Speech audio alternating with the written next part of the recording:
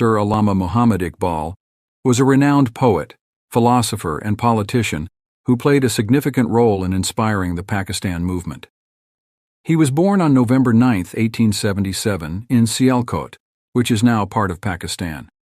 Allama Iqbal is considered one of the most important figures in Urdu literature and is often referred to as Mufakir-e-Pakistan, the thinker of Pakistan, and Shair-e-Mashriq, the poet of the East.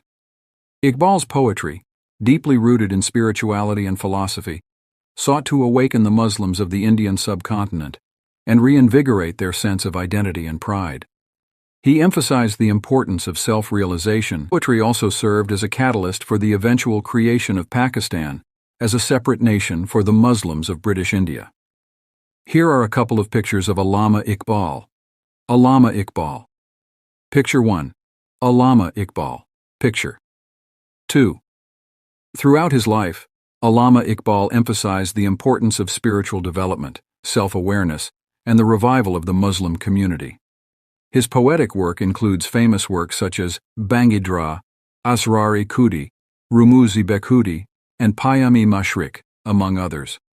Allama Iqbal passed away on April 21, 1938, leaving behind a rich legacy of thought-provoking poetry and philosophy. His vision for a separate nation for the Muslims of India eventually became a reality in the form of Pakistan, which was established on August 14,